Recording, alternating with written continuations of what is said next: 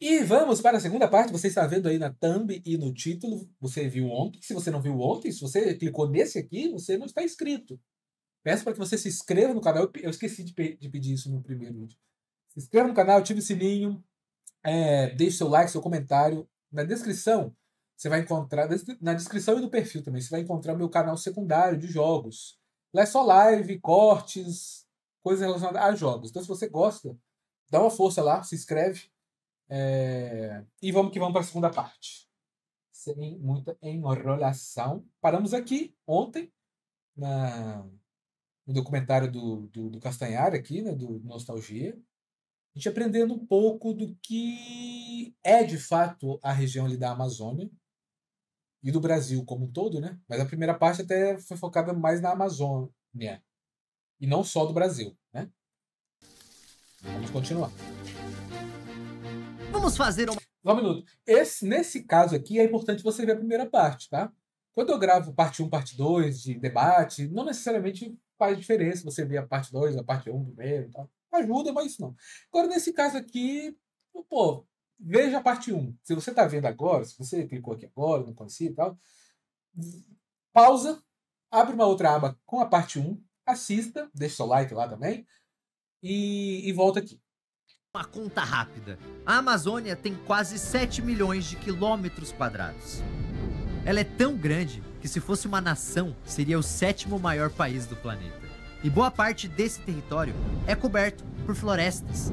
Se você fosse um arqueólogo ou arqueóloga em busca de vestígios de povos antigos nessa região gigante, onde você iria escavar?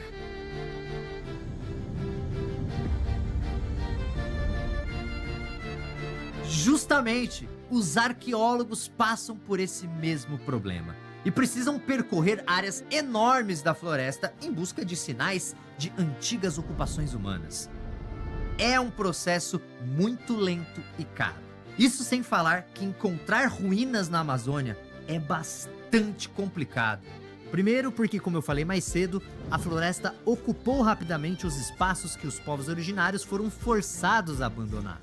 Segundo, o calor e a umidade da região são muito grandes e ajudam a acelerar a deterioração desses vestígios, especialmente os orgânicos.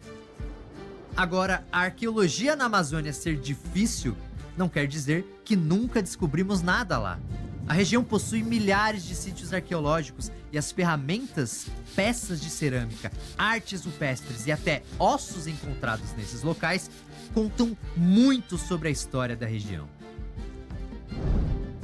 Por exemplo, nós sabemos que os primeiros sinais de presença humana na Amazônia são de 13 mil anos atrás.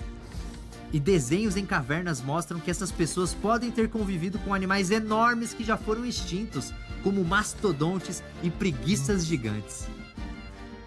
Ainda mais importante é saber que as pessoas dessa primeira fase da história da Amazônia, que durou até 8 mil anos atrás, já conheciam processos de cultivo de plantas. Também sabemos que, por volta de 7 mil anos atrás, surgem os primeiros sambaquis da Amazônia. Se você olhar um sambaqui, vai achar que é um morro, mas ele é herança de alguns dos povos antigos da Amazônia. Os sambaquis são montes formados por terra, conchas e restos de alimentos. Eles podem chegar a 6 metros de altura e 100 metros de diâmetro e serem usados como moradia. Mas a presença de ossos humanos indica que alguns podiam ser cemitérios. Essas construções não são exclusividade da Amazônia. Existem sambaquis em boa parte do litoral brasileiro e até na África. Foi também cerca de 7 mil anos atrás que começou a produção de cerâmica na Amazônia. E isso já começa a derrubar a ideia de que apenas incas, maias e astecas criaram inovações na América. Quando pensamos em civilizações do passado, precisamos ter em mente que a cerâmica é um avanço muito importante. Como peças de cerâmica podem ser levadas diretamente para o fogo, essa tecnologia facilita o preparo de alimentos.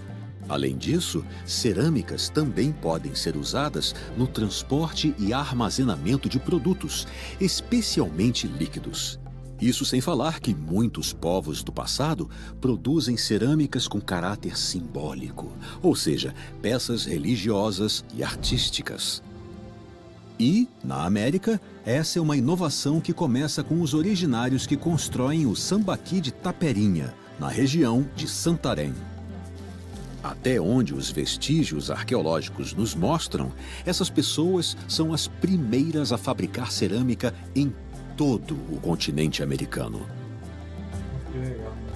Como eu disse, as pesquisas arqueológicas na Amazônia são caras e demoradas, mas mesmo assim já aprendemos muito sobre a região. E conforme os pesquisadores têm acesso a novas... E o principal, né? Não dá dinheiro, né? Não dá dinheiro, assim. Não é uma pesquisa, não é uma exploração, no sentido de estou indo lá explorar, não exploração de estou explorando você. Sabe? Não é uma coisa que pô, você vai descobrir algo ali que vai te dar uma grana, que você vai poder vender isso, sabe? Então, não tem um incentivo muito grande de governos, de iniciativas privadas, muito menos, sabe? Tão grande assim, para fomentar esse tipo de pesquisa, né? Então, por isso que boa parte do setor de pesquisa tem que ser estatal, tem que ser do governo. Porque com que intuito uma empresa privada vai querer financiar, injetar dinheiro em pesquisadores para ir lá na Amazônia, sabe, ver das civilizações, achar coisas e tal. Por que ela vai fazer isso? Ela não vai ganhar nada com isso. Sabe? Então, certas coisas que você não sabe se vai encontrar, você pode gastar um dinheiro do caramba para a pessoa ir lá, fazer a escavação, pesquisar, usar equipamentos tecnológicos para fazer um mapeamento ali da área, scans em 3D e tudo mais, e não achar nada. Aqui não tem nada, vamos para outro lugar. Sabe? Tecnologias, novas descobertas são feitas. Aliás, sabia que você tem acesso a uma ferramenta muito usada pelos arqueólogos? Google. Eu estou falando do Google Earth. Muitos arqueólogos usam essa ferramenta para estudar imagens da Amazônia. E quando encontram algo que possa indicar vestígios humanos, vão até o local conferir pessoalmente. O Google Earth foi essencial em uma das descobertas mais impressionantes na Amazônia: os geoglifos. Esse é o nome daquelas famosas linhas escavadas no solo em forma de figuras geométricas e que, no caso da Amazônia, foram localizadas em Rondônia, no sul do estado do Amazonas e principalmente no Acre. Alguns geoglifos da Amazônia começaram a ser feitos possivelmente cerca de 3.000 anos atrás e podem ultrapassar os 10 metros de largura. Mas, ao contrário do que algumas pessoas dizem por aí, esses círculos e quadrados não são sinais para extraterrestres. A função dos geoglifos da Amazônia ainda não é 100% conhecida, mas os arqueólogos acreditam que eles podiam ser usados para demarcar áreas de cultivo ou locais cerimoniais.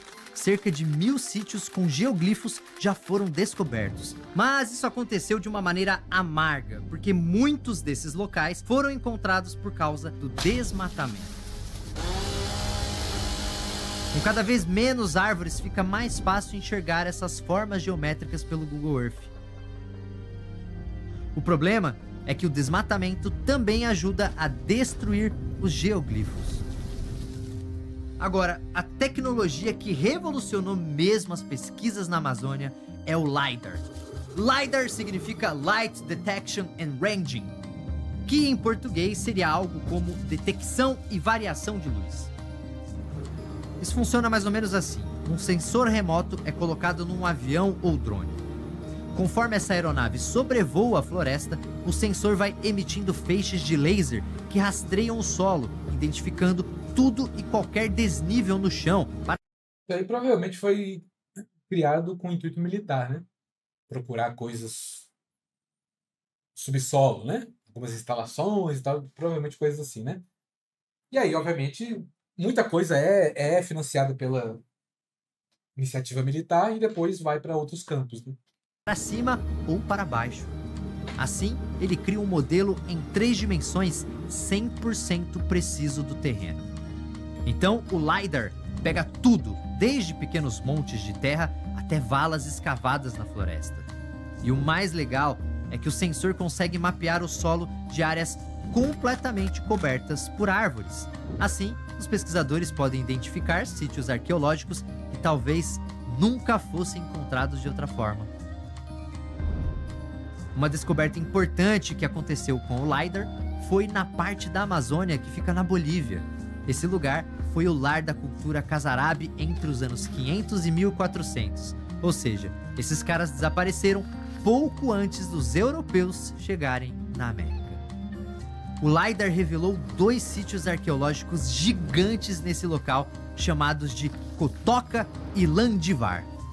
Os arqueólogos acreditam que esses 2 sítios, que contam com plataformas de terra enormes, seriam os principais centros urbanos dessa rede de assentamentos da cultura Casarabe.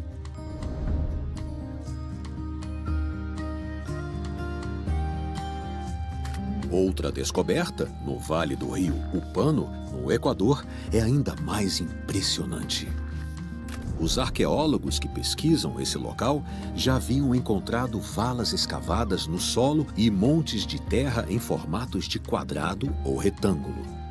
Com o LiDAR, foi possível enxergar a riqueza desses vestígios com muito mais clareza.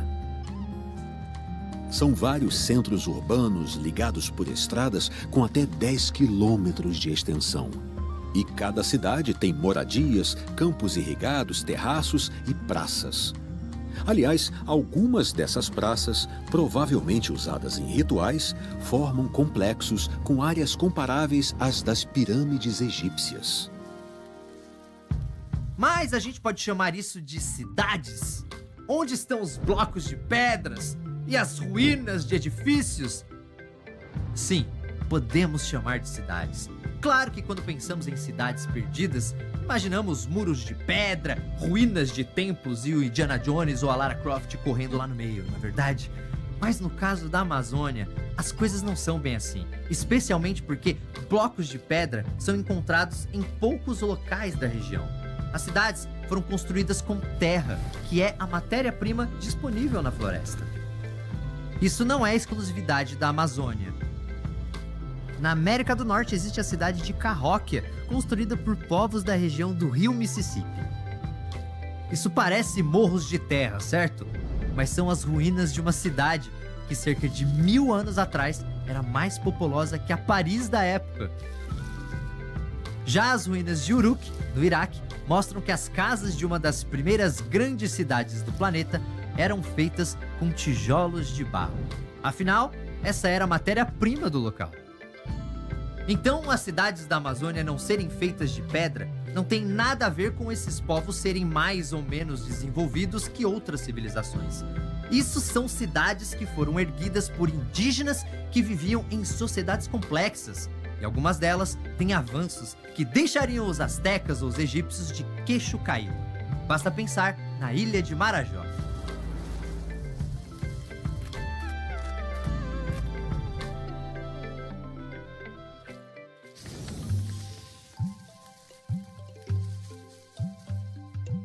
Já faz mais de um século que os arqueólogos estudam as antigas civilizações da ilha de Marajó, no Pará. E o que se sabe é que por volta de 1500 a.C., a ilha já contava com pequenas aldeias. Mas, por volta do ano 400, as coisas começaram a mudar em algumas partes de Marajó. Foi nessa época que começaram a surgir os tesos, grandes plataformas de terra construídas pelos originários. Existem vários tipos de tesos, de pequenos a gigantescos. Tem o tezinho e tem os maiores, né? E os arqueólogos acreditam que a função de cada teso podia ser definida pelo seu tamanho. E quem diz isso é a cerâmica marajoara. Uma característica marcante na população de Marajó é a sua cerâmica. É uma das mais bonitas da América, repleta de elementos pintados e modelados que simbolizam vida e morte. Outro destaque são vasos com desenhos estilizados, mostrando figuras humanas com cobras e escorpiões no lugar de olhos e braços. Vestígios de cerâmicas foram encontrados em todos os tesos. Porém, as cerâmicas dos tesos menores parecem ter uso doméstico, então eles provavelmente eram usados como moradias. Já nos maiores, foram encontradas cerâmicas mais complexas, como urnas funerárias. Isso nos leva a crer que esses tesos com mais de 10 metros de altura seriam espaços cerimoniais. Caralho!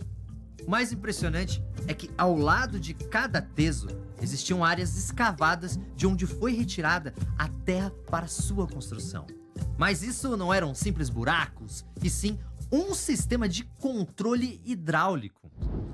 O que se acredita é que essas áreas escavadas formavam um sistema de canais e barragens que servia tanto para represar a água na seca, como para impedir alagamentos nas enchentes. Esse sistema hidráulico também tinha lagos artificiais, usados na criação de peixes e tartarugas. Sim, muitos anos antes dos europeus pisarem aqui, os marajoaras já sabiam a importância de lidar com variações climáticas. Isso era feito de uma forma totalmente integrada ao ambiente. Aliás, essa relação sustentável entre essas cidades da Amazônia e a própria Amazônia estava no DNA de todas as civilizações da região. Se você quiser entender como eram essas cidades, é só olhar para o Alto Xingu.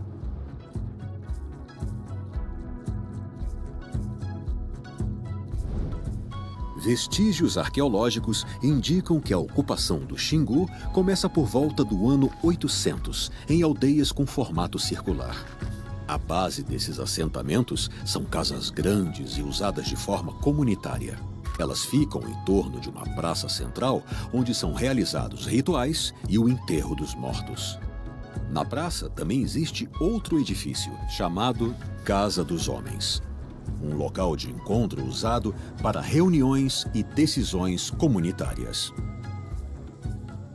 Se você sair da aldeia, encontrará originários trabalhando em jardins e pomares ou pescando em rios e lagos. Também verá pessoas trabalhando na construção de estradas e de novas casas ou cuidando do lixo orgânico produzido na aldeia. Eu ainda vou falar mais sobre esses pomares e o lixo orgânico. No momento, é importante entender que essas aldeias foram se multiplicando, até que por volta do ano 1400, a paisagem do Xingu era completamente tomada por assentamentos como esse. Algumas aldeias são fortificadas, podendo ser cercadas por paliçadas de madeira ou valas escavadas na terra. E todas, mesmo as menores, são maiores e mais populosas que as aldeias que existem hoje no Xingu. Muitas são ligadas por estradas e caminhos que formam uma espécie de sistema viário na floresta. O resultado de todo esse planejamento são comunidades imensas, com diversas aldeias menores ao redor de um assentamento maior, chamado de cidade-praça, que funciona como centro político. Uma característica da vida nessas comunidades está no sistema de trocas. Cada povo do Alto do Xingu é especializado em algum produto, então trocas envolvendo cerâmicas, arcos e flechas ou enfeites para o corpo eram frequentes. E continuam acontecendo entre os povos que vivem hoje na região. Um exemplo famoso de comunidade é Curricugu. Criada por povos antigos do Xingu, possivelmente antepassados do povo indígena Cuicuro, Curricugu é a maior rede de assentamentos já encontrada na região, com cerca de 20 aldeias e uma área de aproximadamente 250 quilômetros quadrados. Em seu auge, Curricugu abriga 50 mil originários, que vivem em meio a construções complexas como trincheiras, pontes e fortificações. E boa parte do sustento dessas milhares de pessoas vem de grandes pomares A ilustração é muito boa, né, cara? Nossa. E campos usados para o cultivo de mandioca e milho, além de barragens para a criação de peixes. Essa abundância e variedade de alimentos está diretamente ligada à qualidade de vida dos indígenas. Aliás, podemos fazer uma comparação com as cidades europeias que, com seus muros e castelos imponentes, eram vistas como as mais avançadas dessa época. Mas não podemos esquecer que estamos falando de Idade Média Europeia. Então a falta de recursos e de higiene fazia com que os europeus convivessem com fome e doenças o tempo inteiro. Mas na Amazônia, as coisas eram diferentes. Os esqueletos encontrados pelos arqueólogos mostram que os originários eram extremamente saudáveis e se alimentavam muito bem. Análises dos ossos encontrados em sítios arqueológicos na Amazônia indicam que a alimentação dos originários era rica e bastante equilibrada. Além disso, o estado de conservação das arcadas dentárias mostra que até mesmo a saúde bucal deles era superior à dos europeus dessa época.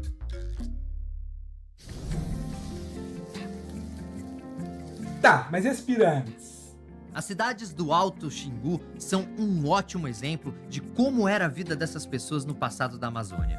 Claro que os costumes mudavam de povo para povo, mas, como eu disse, uma característica estava presente em quase todas essas civilizações: a sustentabilidade. Essa ideia tão valorizada nos dias atuais já era normal para os povos da Amazônia de séculos atrás, que criaram uma espécie de urbanismo verde.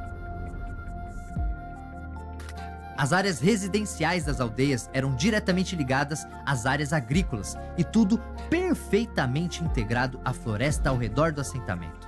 Isso não quer dizer que essas cidades antigas não interferiam na floresta. Elas interferiam sim. A questão é que essa interferência era harmoniosa. A floresta propiciava benefícios para a cidade, que por sua vez entregava benefícios para a floresta. Era uma parceria entre as pessoas e o ambiente. E um dos resultados dessa parceria é nada mais, nada menos que a Amazônia que a gente conhece. É isso mesmo, a floresta, que é um dos maiores tesouros do planeta, só existe porque os originários criaram ela. Pera aí, Castanhari, a Amazônia já existia, cara. Você não vai me falar que aquilo ali era um deserto e os indígenas saíram plantando árvore, montando coisa lá, moita pra todo lado. Sim, essas civilizações não construíram a floresta de forma literal, mas nós já sabemos com certeza que a interferência dessas pessoas no ambiente moldou totalmente a floresta amazônica. E temos muitas evidências disso. O primeiro exemplo está no solo da Amazônia. Se você cavar na floresta amazônica, vai perceber que sua terra é amarela, meio alaranjada. Mas existem áreas onde o solo é mais escuro. Isso é chamado de terra preta, que ocupa pelo menos 3% da bacia amazônica e é vista como uma espécie de tesouro pelos agricultores, pois é extremamente fértil. Durante muito tempo, os cientistas achavam que essas terras tinham sido criadas por cinzas de vulcões dos Andes ou estavam ligadas a antigos lagos na Amazônia. Hoje se sabe que a Terra Preta foi criada pelos originários. Lembram das aldeias circulares, como aquelas dos povos do Xingu? Quando os arqueólogos começaram a estudar esses assentamentos, perceberam que o solo ao redor dessas aldeias tinha terra preta. Isso não era coincidência. A terra preta se forma graças ao acúmulo de dejetos e matéria orgânica produzidos pelos originários. Sim, o lixo criado nas aldeias era transformado em adubo num processo semelhante ao da compostagem, que vem se tornando cada vez mais popular hoje em dia por ser 100% ecológico. O fato de muitos sítios arqueológicos estarem sob terra preta é porque essa terra é resultado direto de ação dos indígenas que moravam nesses locais. E isso é algo que acontece há bastante tempo. A região do Rio Madeira tem áreas de terra preta com 7.000 anos de idade. E a criação desse solo pelos povos do passado deu origem a um ciclo. Os originários moravam nesses locais para aproveitar os benefícios da terra preta e, em troca, ajudavam a criar mais terra preta na floresta. É uma relação em que os dois lados ganhavam. E é uma relação que continua viva. As aldeias atuais continuam criando áreas com esse solo escuro e muito mais fértil em todas as partes da floresta. Essa é apenas uma amostra de como a ação dos povos indígenas ajudou a moldar a floresta amazônica. Outra evidência disso está nas próprias árvores, ou melhor, na domesticação de árvores. A domesticação de árvores ou outros tipos de plantas acontece quando seres humanos começam a manejar uma espécie vegetal, interferindo cada vez mais com suas características. Isso pode ser feito, por exemplo, para que o vegetal se adapte a um ambiente novo ou dê mais frutos. É um processo demorado e que pode alterar aspectos externos ou até mesmo genéticos da planta, inclusive a ponto de criar uma nova espécie. A Amazônia é um dos maiores centros de domesticação de plantas e árvores do planeta. São cerca de 80 espécies que passaram por algum tipo de domesticação. Várias delas são muito conhecidas, como amendoim, abacaxi, mandioca, batata doce, cacau, guaraná, e algumas espécies nunca foram domesticadas, mas, mesmo assim, sempre foram manejadas Aparecer aqui, né? pelos povos da região, como a castanha e o açaí. Sim, se você é daqueles que adora mandar ver num açaí depois do treino, você pode agradecer aos indígenas. Mas a verdade é que não é exagero dizer que esse processo, feito por esses povos, alterou e muito a floresta amazônica. Isso fica claro quando analisamos a existência de uma hiperdominância de algumas árvores na Amazônia. A Amazônia tem cerca de 16 mil espécies diferentes de árvores. E um estudo feito por pesquisadores de 120 organizações internacionais mostrou que dessas 16 mil espécies, 227 são hiperdominantes. E o que é ser hiperdominante? É fácil de entender. É só olhar o número total de árvores da floresta e ver quais dominam a Amazônia. A floresta tem quase 400 bilhões de árvores. Que isso? E metade delas, ou seja, cerca de 200 bilhões de árvores, são dessas 227 espécies. Mas a floresta não foi sempre assim? Bem, vamos então olhar no detalhe essas 227 espécies de árvores que dominam a Amazônia. Algumas delas são de espécies que foram domesticadas pelos originários. E o número dessas árvores domesticadas é cerca de 5 vezes maior que o das outras espécies hiperdominantes que não foram domesticadas. Mas essa charada se resolve de vez quando a gente percebe que essa hiperdominância de árvores domesticadas é muito maior perto dos locais onde as pessoas moravam. Então podemos falar com certeza que a hiperdominância de árvores domesticadas é resultado direto da ação indígena. Os povos originários espalharam essas árvores pela Amazônia. E o mais importante é que isso não foi feito de forma agressiva, porque as árvores são nativas e se integram de forma natural ao ambiente. Lembra dos europeus do século XIX que achavam que a Amazônia era uma mata virgem? Tá na parte 1. Se não lembra, é porque não viu a parte 1. Vai lá ver. Essas pessoas não perceberam que, na verdade, partes da floresta são enormes pomares. Ou seja, são locais repletos de árvores frutíferas que não cresceram ali por acaso. Mas esses pomares não possuem apenas árvores frutíferas, pois a relação dos originários com a vegetação da Amazônia vai muito além de saber quais frutas ou raízes podem ser comidas ou quais plantas são usadas no tratamento de doenças. Estamos falando de um conhecimento digno dos maiores alquimistas do planeta, com espécies sendo usadas de uma forma que beira a mágica. Um exemplo está no uso do capitiu. Até hoje, indígenas e populações tradicionais manejam essa árvore, pois suas folhas, quando caem no chão e começam a apodrecer, exalam um cheiro que espanta as moscas que botam ovos em frutas como a goiaba. Outro exemplo está no veneno extraído de cipós como o timbó. Quando colocada na água, essa substância deixa os peixes atordoados e mais fáceis de serem capturados. Por isso, diversos povos originários usam esse veneno para ajudar na pesca. Mas, claro, sempre de forma controlada. Se fosse uma empresa, ia envenenar o rio todo, pegar todos os peixes, foda-se. Então, todos esses jardins e pomares, repletos de plantas com finalidades diferentes, incluindo árvores usadas na construção de casas ou na produção de ferramentas, não surgiram do nada na floresta. Eles foram criados ou manejados pelos originários.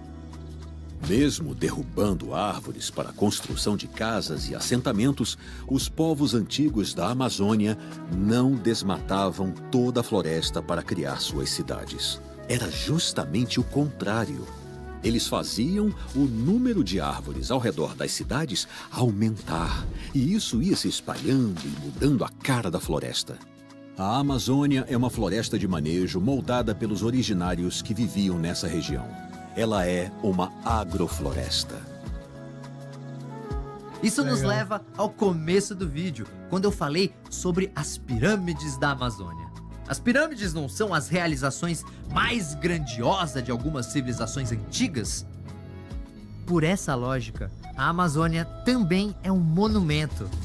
Afinal, ela é a maior realização dos povos que viviam nessa região. E ela é um monumento único, diferente de todos os outros que foram erguidos no mundo. A Amazônia não foi projetada nem construída com pedras e tijolos. Porém, esse bioma não pode ser visto como algo que surgiu sozinho. A Amazônia que conhecemos hoje só existe por causa dos povos originários. Eles foram os construtores e engenheiros desse monumento e, junto com a natureza, transformaram a floresta e até hoje ajudam a preservá-la. Os egípcios criaram as maiores pirâmides do mundo. Os chineses criaram a maior muralha da história. E os povos da Amazônia criaram a maior floresta tropical do planeta.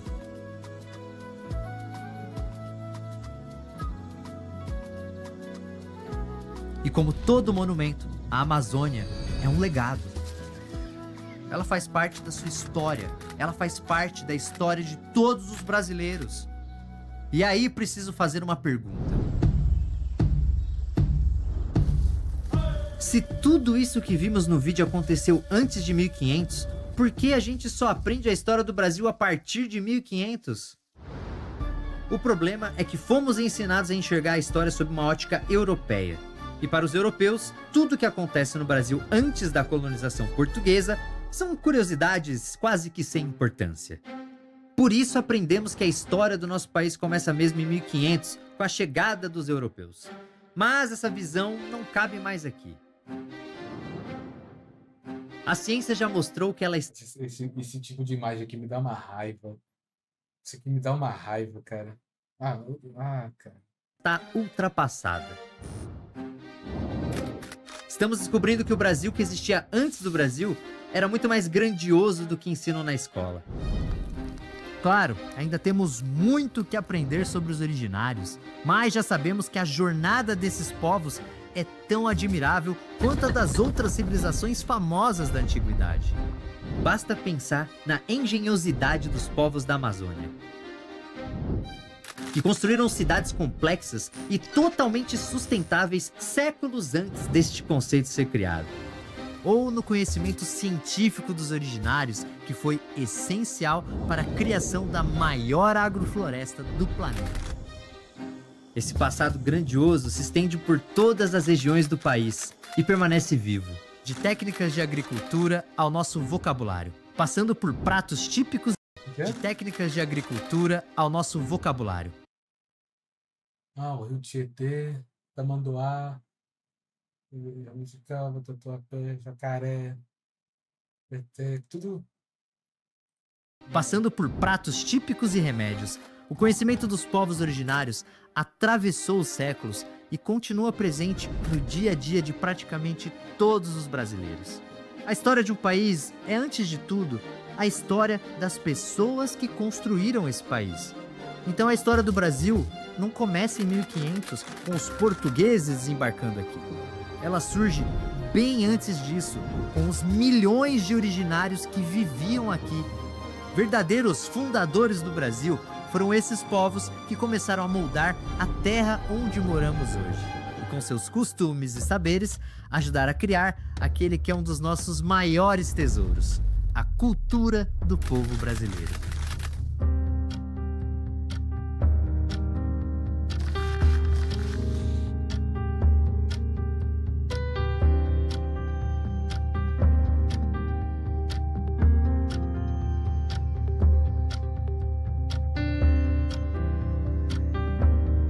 Deixar passando tudo aí.